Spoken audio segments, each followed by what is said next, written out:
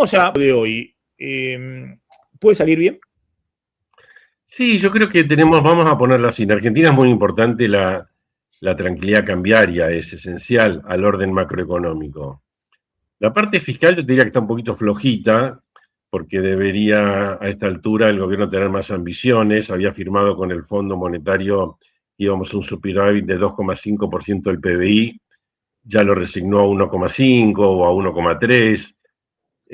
Y en realidad, como Argentina tiene cada vez más pago de intereses y va a tener cada vez más pago de intereses en la medida que haga roleo de la deuda, debería ir hacia un superávit de 3% del PBI.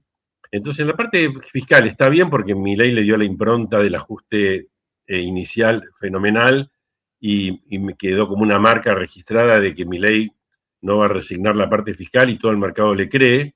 Entonces puede, en ese tema, puede en el margen relajarse un poco, pero está bastante anclada la parte fiscal.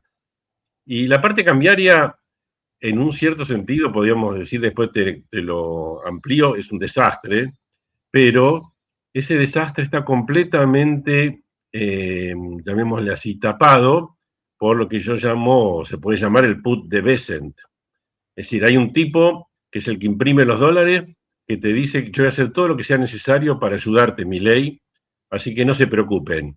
Y el mercado obviamente cree en eso, tiene razones para creer porque ya lo pusieron en práctica y aparte fueron sumamente claros, tanto Bessent como Trump, en la ayuda a Milei, y aparte dice, la ayuda es a Milei y no a ninguno y a ningún otro, y con eso es más que suficiente para tranquilizar el mercado cambiario. Pero hay una fragilidad intrínseca, que es, mañana no está Trump o mañana no está Bessent y el juego empieza de vuelta. Y no sabe, entonces vos tenés reservas negativas que van fluctuando según como la mides, entre menos 15, menos 19. Es un desastre en términos de capacidad de defensa del peso con tus propias reservas. O sea, no tenés nada, está todo pésimo ahí. Y apenas empezaste a comprar ahora, lo cual está muy bien, pero comprás tarde y encima buena parte de lo que compras se lo das de vuelta al tesoro. Entonces, en realidad, la acumulación de reservas netas sigue siendo bajísima, pero está todo muy disimulado por eso. Pero bueno, mientras tanto, Trump, aunque pierda las elecciones en noviembre, va a seguir. O sea que yo te diría que hasta el 28, en principio, si no cambia nada del humor de Trump o de la relación con Milei, eso te salva y te da la tranquilidad cambiaria necesaria para que la economía transcurra en su propio devenir y que es este tipo de dos velocidades, donde una parte de la economía le va bien, otra parte le va mal, y eso tiende a ser así, esperando que no haya ningún grave problema, porque una cosa es que cierre una empresa, pero si empiezan a cerrar, ahora suponete que, no sé, que en vez de ser una convocatoria cerrara Platex, o mañana cerrara una empresa de techinto, mañana cerrara esto, bueno, ahí tenés un lío bárbaro. En la medida en que sea más a cuenta gotas, y en la medida en que el empleo industrial que vas perdiendo, una parte se recupera con Rappi, Uber, las plataformas o lo que sea, bueno, es probable que haya un descontento en algunos sectores, pero no una crisis. Entonces, la cosa va transcurriendo y mientras tanto el gobierno, bueno, apuesta a privatizaciones, a inversiones, etcétera, o sea que las cosas en ese sentido pueden ir razonablemente bien. Con las, llamémosle así, con problemas estructurales que no resolvés, con una economía que no es muy inclusiva, con una economía complicada que tiende a generar este tipo de problemas y deterioros del tejido, llamémosle socioeconómico, ligado a la producción industrial, pero bueno, pero que van dando y se apoya en la minería, en la energía y en los nuevos proyectos que vayan surgiendo. Yo te voy a pimponear un poquito con eso, pero Martín, métete, Martín, camarada Sí, militar, sí, métanse. sí, Gabriel, muchos, bueno, justo hoy Maxi estaba hablando de este tema respecto de la apertura de la economía argentina y cómo se va cerrando la economía de Estados Unidos, o al menos apunta a cerrarlo, y la afinidad ideológica o no que hay entre Trump y Milei. Vos habiendo estado varias veces en el Estado, seguramente conoces más esto en detalle. tomando en cuenta el punto de partida, ¿no? Digamos, obviamente que en vacío Trump es proteccionista y Milei es aperturista. Pero tomando en cuenta el punto de partida de donde agarra Trump la economía estadounidense y donde agarra Milei la economía argentina, el aperturismo que le agrega Milei a la economía argentina y el proteccionismo que le agrega Trump a la economía estadounidense, ¿hace que la economía argentina ahora sea más abierta que la estadounidense? No, o sea, a lo que ves, no el debate teórico de aperturismo, sino en la práctica. No, en la práctica no te diría que no, eso igual hay que medirlo en el tiempo, porque, viste, en los aranceles de Trump hay muchas idas y vueltas, viste, te ponen arancel de 50, después te lo saca, te pone 15, después 10, te lo sube a 60, o sea, claramente hay una porción de los aranceles de Trump que son armas de negociación, cosas que Argentina está completamente fuera de ese mapa, de esas posibilidades. Argentina no asusta a nadie, ni tiene ninguna chance de hacer nada de eso. Entonces hay una mayor apertura argentina en sí mismo, de una economía cerrada que se abre más. Eso en sí yo lo veo bien, pero hay un problema. En general, podríamos llegar a ver en la historia argentina, y podés verlo teóricamente con alguna discusión, que un caso como la Argentina yo diría que es preferible, la mejor combinación sería una apertura importante, pero con dólar bastante más alto. Vos fijate en lo que pasó en los 90 y en los 2000. Fue una crisis terrible, fue malísimo todo, pero rápidamente, con el mismo grado de apertura que había en los 90, en el 2002 ya y 2003, la industria reaccionó muy positivamente, sorpresivamente para mí, incluso por el grado de respuesta que hubo en ese momento. Entonces, vos podrías llegar a decir que en ese caso el dólar era súper alto, no es un dólar, si hoy estamos cerca de 90 y pico, 95, era un dólar de 160, ¿no? No hace falta ir a tan extremo, pero te demostró durante varios años que la economía funcionó mejor cuando hubo dólar alto y apertura. Fue un periodo muy importante para mí, finalmente, de la economía argentina. Yo pensé que que el rebote no iba a ser tan grande, que la economía no se iba a recuperar tan rápido como lo hizo después de la violenta crisis del 2001, 2002, pero la verdad es que funcionó ese tipo de modelo, terminó funcionando bien, que era un modelo, digámosle, uno en general pro mercado, porque no había una cosa contra la empresa privada, pero veníamos de arrastre con contratos privatizados hechos bolsa, etcétera, pero la economía no se cerró. Pero claro, el dólar alto obró como una protección general, y yo diría que dada la productividad argentina que es baja, dado los problemas de los caminos, los problemas de los camiones, los problemas de los impuestos, dado todos los problemas que hay, que se quejan los industriales con razón, no los podés solucionar de un día para otro. Vas a necesitar 10 años, ponele, para que estar en un nivel verdaderamente competitivo. Y bueno, mientras tanto, un dólar alto obra como, digamos, 20-30% más alto que el actual, obraría como una especie de protección general para preservar en una buena medida lo que tenés. Está la idea si vale la pena preservar lo que tenés o no. Y yo creo que es muy riesgoso no preservar lo que tenés y apostar al cambio del futuro, que vas a ser el país más libre del mundo, que no importa, que las plataformas, que lo que perdés por la industria lo ganás por las plataformas, y que estás en otro mundo, la inteligencia artificial y todo eso.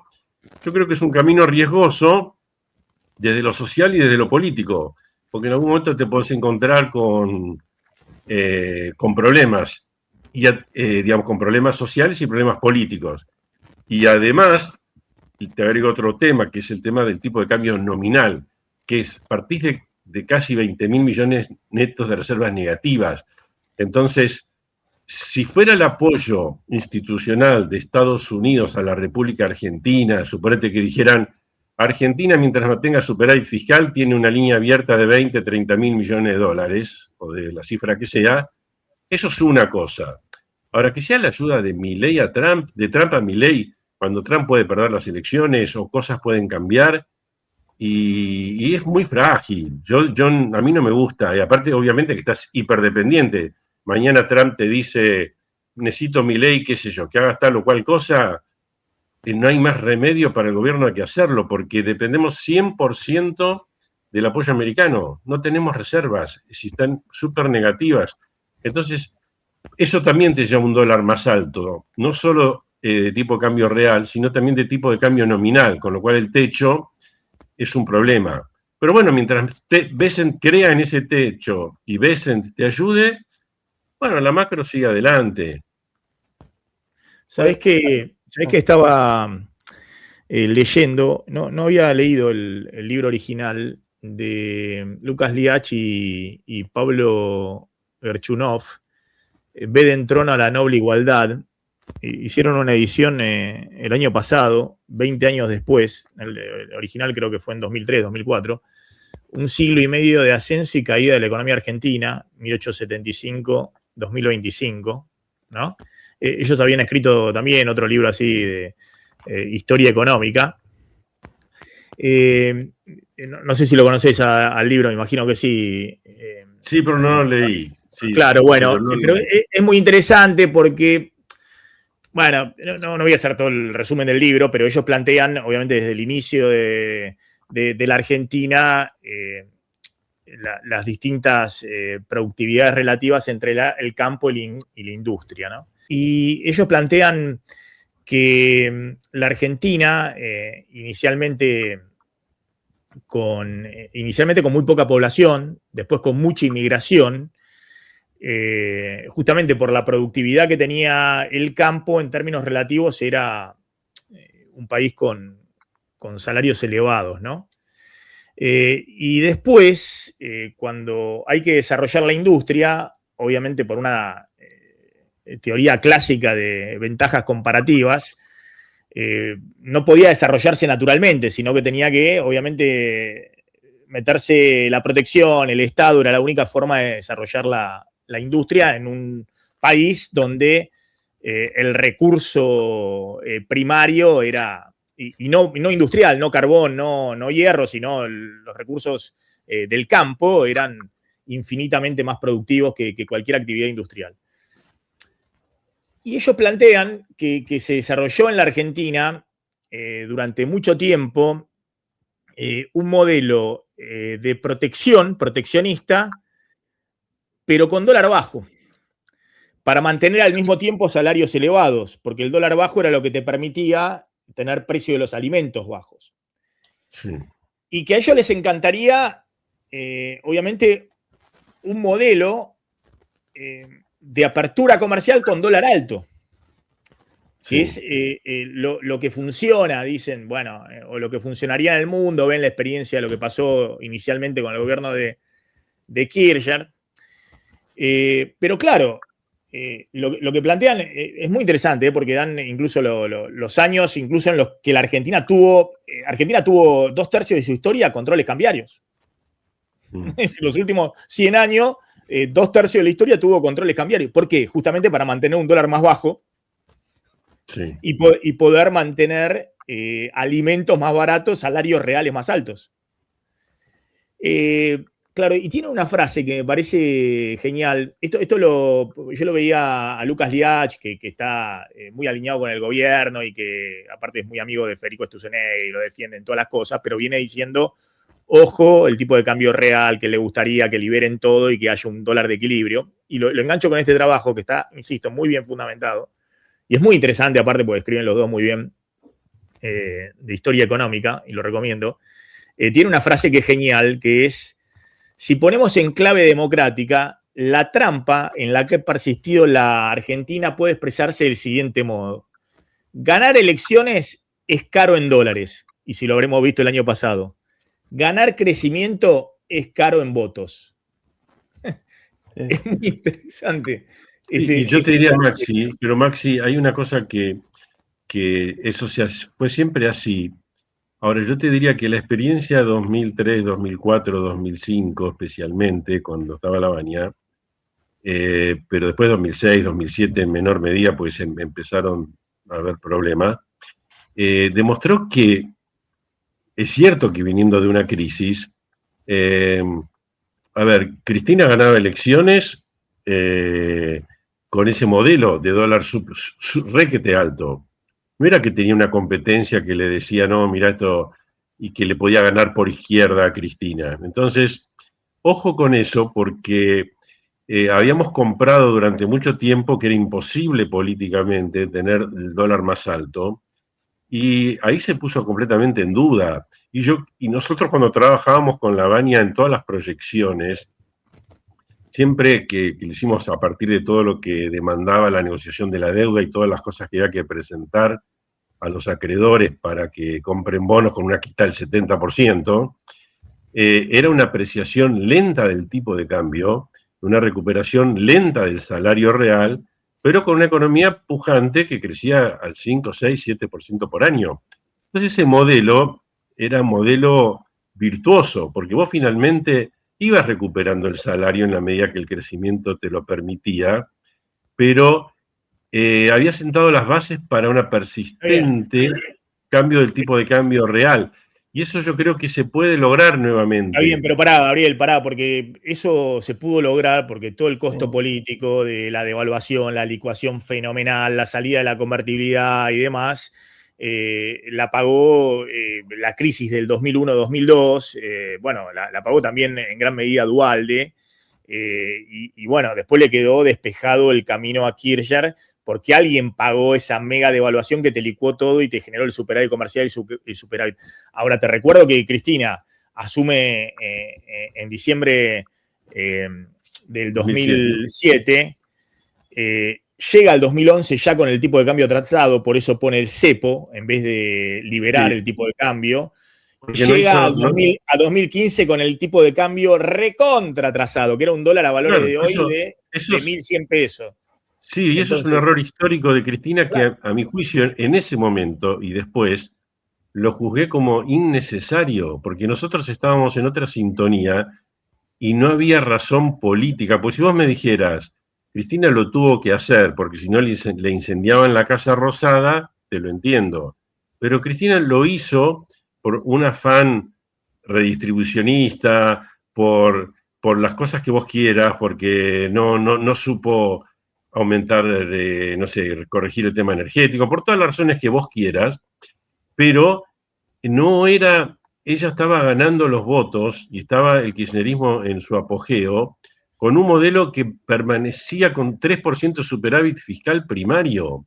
Imagínate, yo estaba trabajando para hacer un fondo anticíclico a la Noruega, para acumular dólares. Bien, pero no me quiero detener.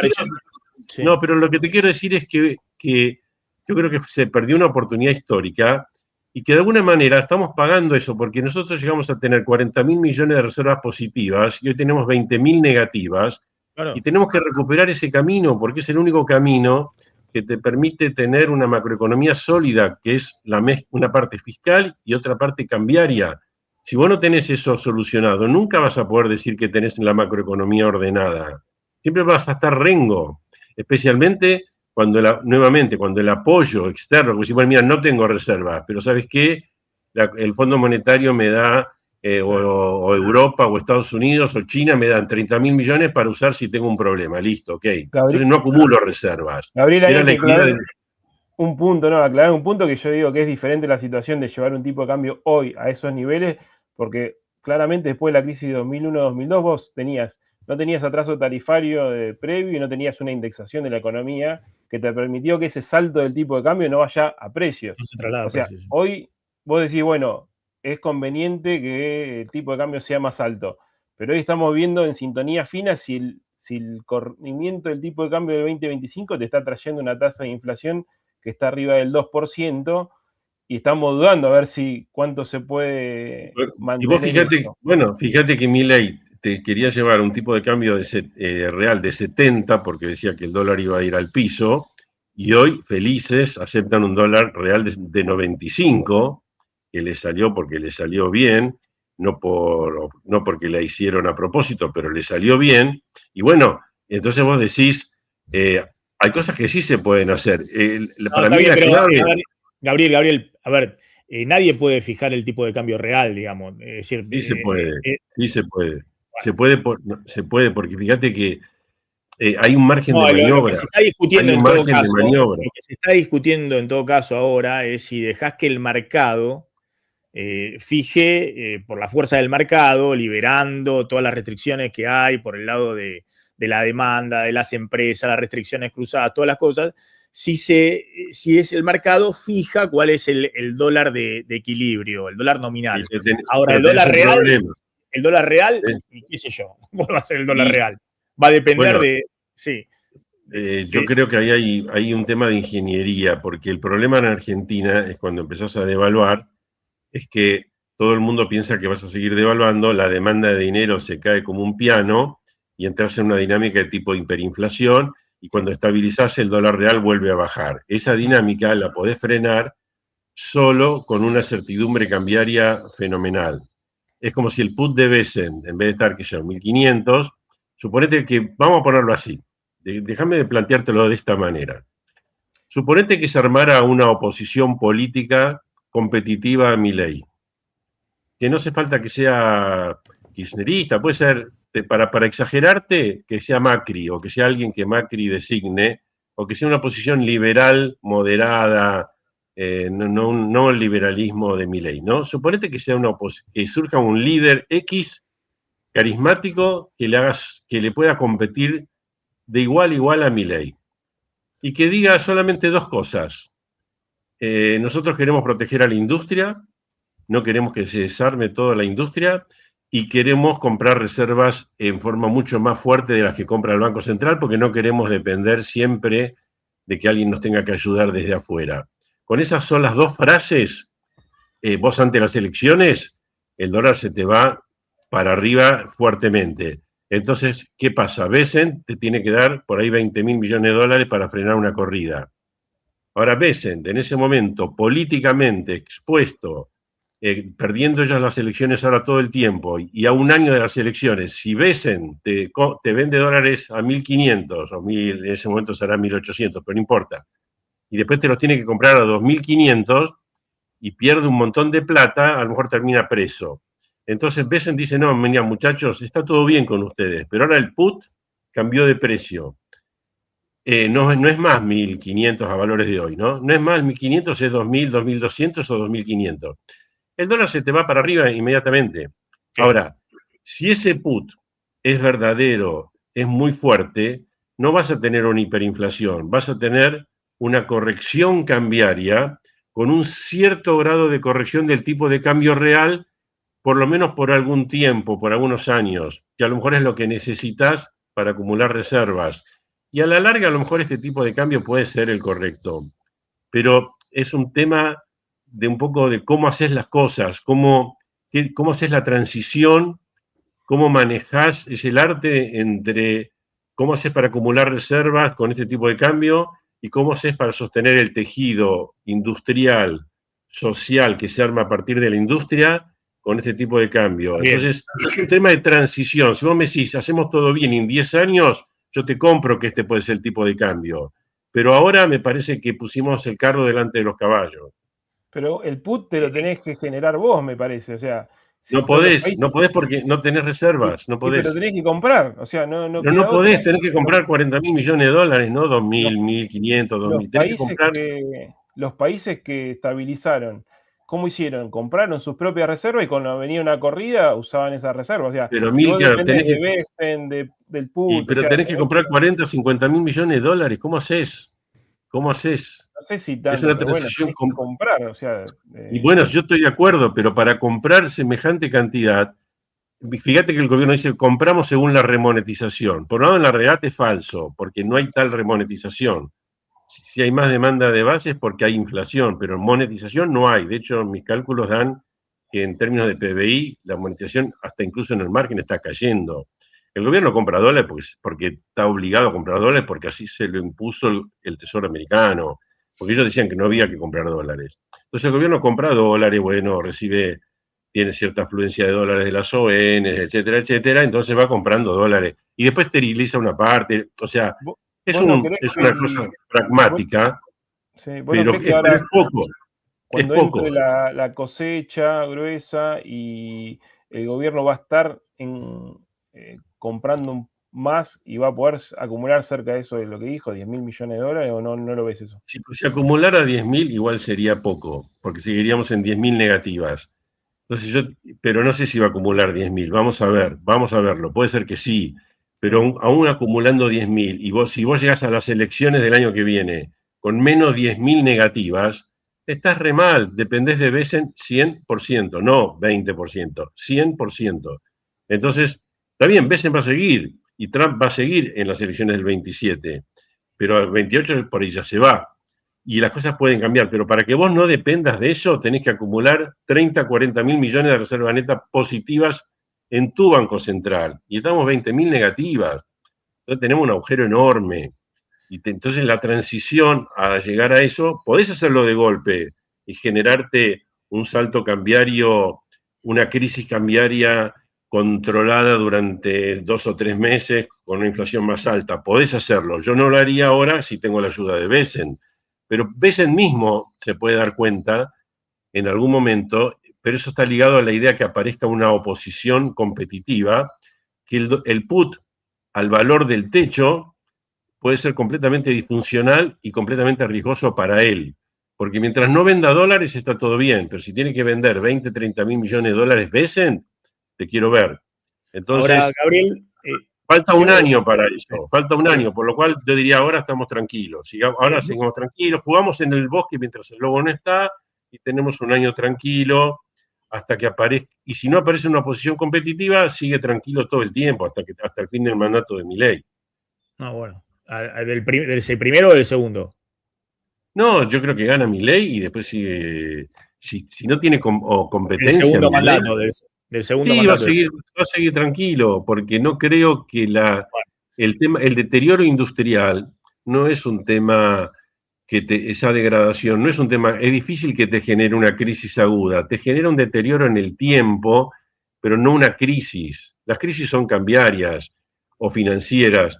Es muy difícil pensar que vayan a cerrar las empresas a lo pavote. Tendrás convocatorias, un cierre por acá, una reasignación por allá, pero cierres masivos yo no lo veo. Entonces, ahora ahí te pregunto una cosa, dada tu experiencia también y ver cómo actúan los funcionarios públicos, los políticos en la toma de decisiones económicas, ¿no? Los gobiernos tienen una oportunidad para acomodar en general la política cambiaria, que es cuando arrancan. Esa es la oportunidad, la oportunidad principal. Y es lo que hizo Milei, que subió el tipo de cambio 120%, ¿no? En el arranque. Sí, pero también hizo ajustes últimamente en función de los acuerdos con el fondo y los acuerdos con el fondo. Claro, pero después nadie va a plantear, digamos, me imagino, nadie va a plantear algún esquema donde vos apliques un salto discreto, entre otras cosas porque te fuiste a un esquema de flotación cambiaria. Nadie va a aplicar un enero 2014 como Kicillof y Fábrega, que tenías el dólar en 6.50 y se fue a 8 de un día para el otro, 20%. Entonces, y sobre todo si el gobierno ve ese horizonte medianamente despejado, además de todo este factor de lo que decían Gerchunov y Lucas Liach, que todos los gobiernos quieren, ahora no ya solo por el tema alimentos, sino por el tema de la nueva economía, por la cantidad de productos, desde autos, electrónica, notebooks, todo eso que forma parte ya de los bienes básicos de la clase media, que también se buscan abaratar, ¿no? Entonces, todos los gobiernos, hoy salió el presidente a resaltar los aumentos de salarios en dólares. Entonces, teniendo en cuenta eso, que obviamente y vos lo ves, porque vos estuviste en un gobierno donde se iban toda la reserva, tenían cepo cambiario y era obvio, y tenían un dólar atrasadísimo, que le sacaban los dólares al Banco Central como caramelo a un niño. Y era obvio que cuando vos entras en julio de 2022, y creo que vos lo planteaste, había que devaluar. Había que tener otro equilibrio, además de las tarifas y además de todo. Pero había que devaluar. Y con ese resguardo, con cepo cambiario, con todo, te dijeron que no y se la tuvieron que comer. No, es que el tema para devaluar en ese momento, la condición para poder devaluar con éxito era tener dólares. Entonces, el dólar soja 1 ayudaba, pero además del dólar soja 1, necesitábamos el apoyo del FMI o del Tesoro americano, que no lo llegamos a tener. No tuvimos ningún apoyo. El único apoyo era para refinanciar la deuda del Fondo Monetario. No había un solo dólar más que eso. Entonces, entonces era muy difícil que Massa se convenza y que Massa convenza a Cristina y a Fernández de una devaluación. Tenías un superávit comercial de 15.000 millones de dólares. No tenías pago de deuda prácticamente porque en esos meses no pagabas nada, los 2 primeros años, nada de pago de deuda. Y tenías cepo. Y no se animaron a devaluar en ese momento, es porque Cristina no se animaba a que la inflación un par de meses, o 3 meses o 4 meses le saltara, y estaba con la idea. Solo eso, no, lo que pasa es que para mí, la condición necesaria y suficiente para poder devaluar exitosamente era que el contado con liquidación no se te vaya al demonio, porque entonces podías bajar la brecha o anularla. Pero si vos no podías anclar el contado con liqui, porque no tenías dólares en el Banco Central, porque empezamos con reservas también cero o levemente negativa, si no tenías dólares, no podías anclar el CCL. Y entonces el riesgo de que devaluara 50% y que después el CCL te aumentara 30, 40% existía, y la brecha iba a seguir existiendo, y entonces generaste una devaluación al divino botón. Entonces yo diría, yo igual... digamos, era a favor de que se devaluara con el dólar soja 1 en noviembre, ya teníamos suficientes dólares como animarnos, pero todo el tiempo estaba buscando que el Tesoro nos apoye, cosa que no logramos, y sí logró Milei, que yo lo aplaudo que haya logrado eso, porque es fenomenal tener un apoyo externo en condiciones tan precarias. Pero bueno, no sé, el tema da para mucho. Igual no te olvides que Menem, cuando asumió, el dólar estaba en 6.50, hizo varias pruebas, y terminó estabilizando en un dólar de 10.000, 13 veces más caro, 13 veces más caro. O sea, y con lo cual, yo diría que hay margen para hacer cambios en la política cambiaria, que aparte yo creo que son necesarios por esos dos motivos, porque tenés que comprar dólares y el techo no te ayuda para nada, porque enseguida no podés seguir comprando dólares, y tenés que comprar mucho más de lo que se plantea el Banco Central actualmente, y porque tenés un tema de preservar el tejido social productivo. ¿No crees que el gobierno tiene más margen por al tener este tipo de cambio flotante? Veremos el techo de la banda. Es flotante, sí. Más o menos. Bueno, pero por eso, pero al tener este tipo de cambios, si en algún momento, si siguen entrando dólares a la región, a los emergentes que están apreciando todo, bueno, podrá tener esta oferta extraordinaria de dólares, lo que sea.